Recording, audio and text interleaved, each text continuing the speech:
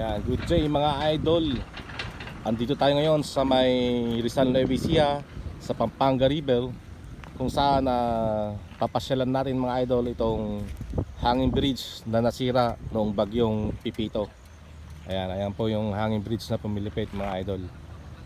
Tara tingnan natin kung anong style. Alright.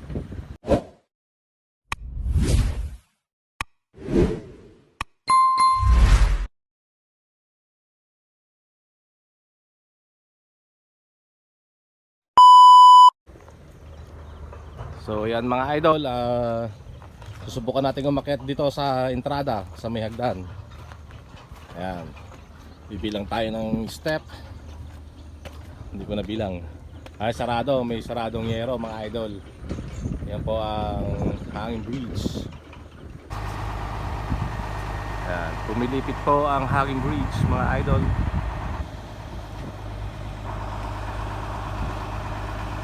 Nasira po ito ng bagyong malakas noon, signal number 4 ata yung bagyo noon.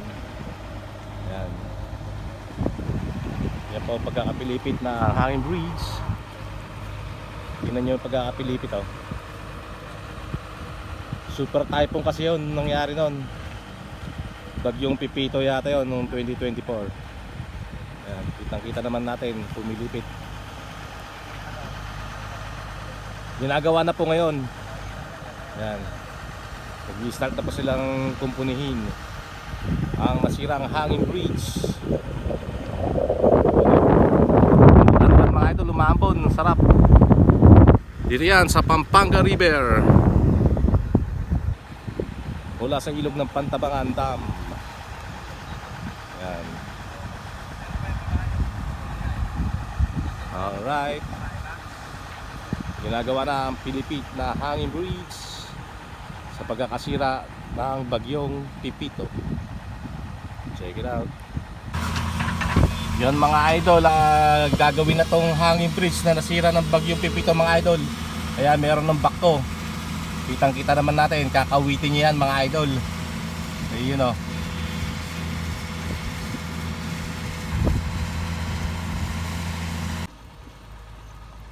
So yun, mula sa ating kinapapwestuhan mga idol, nakikita natin, ayan na, ginagawa na po yung hanging bridge. At umulan po kasi mga idol.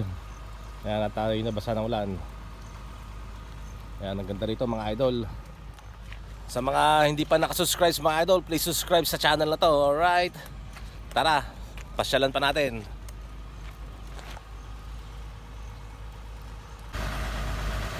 Ayan, may naayos sila sa taas mga idol. Medyo mataas-taas din to mga idol eh. Kaya po pumulipit po kasi siya mga idol, dahil nga sa lakas ng bagyo nun. Kaya pumilipit. Kaya po ay isang magandang tawiran ng mga estudyante rito papunta roon sa bayan. Marami kasi mga estudyante bata rito mga idol, para hindi na po sila iikot doon at hindi na sila kukonsumo ng tricycle o pamasahe sa tricycle pauwi sa kanilang mga tahanan. Yan. Ang ilog po na ito mga idol ay tinatawag na Pampanga River, dahil ito po ay nagmula sa Pantabangan Dam, kung saan papuntang Pampanga ang ilog na ito mga idol. Yan.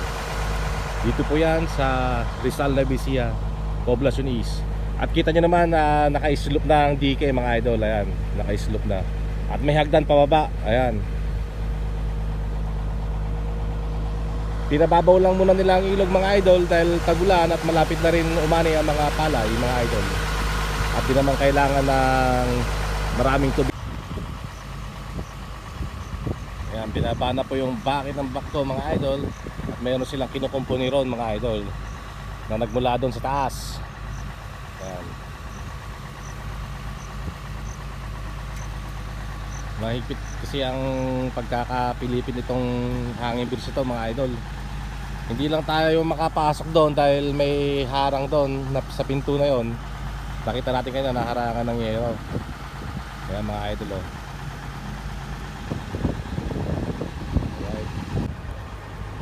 So yan mga idol, ganito po napilipit tong hanging bridge na to.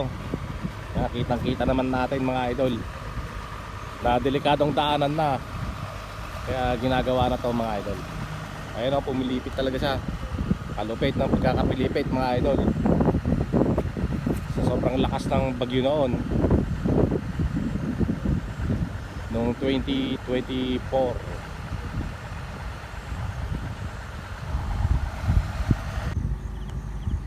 Yan, dito pala mga idol, matataba ang mga lupa rito. Dito maraming nagsisibuyas at nagtatanim ng mga gulay. Ganon din ang mga palay. Yan, dito yan sa may sitio Pandakan. Alright. Yan po, medyo maambo na tayo'y nabasa ng umulan kanina ng medyo malakas-lakas. Ayan, salamat naman at inumpisa na nilang gawin ito. I-update ko na lang po kayo mga idol kapag kagawa na itong hanging bridge. Yan, sadyang napakaganda naman talaga mga idol.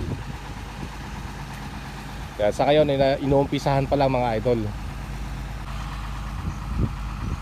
Nakitang kita natin mga idol, maambon na naman. Yan. Ito yung papuntang Rancho Paraiso, yung bundok na yan mga idol. Yan po yung Rancho Paraiso sa yan. Ayun po yung signage niya. Yung parang agilang malaki mga idol. Saka yung buwan na malaki, yung half moon.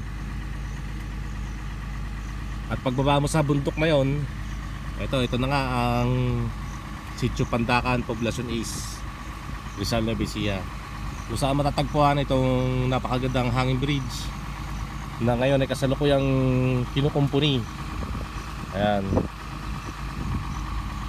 Dahil nga sa sobrang lakas ng bagyong Pipito noon, ito yung nasira. Ang lakas kasi noon, signal number 4 ata mga idol, or mahigit pa sa signal number 4. Sa super typhoon yun mga idol. Kaya kita natin dito maraming nangingisda rin dyan, yung mga nagpapakat ng mga hipon, biya. Minsan may nakukuha rin tilapia mga idol. Yan. Mag-update po tayo sa susunod kung anong design naman ngayon ang mangyayari dito sa ating hanging bridge. Alright. So yan mga idol, lumalakas ng ulan.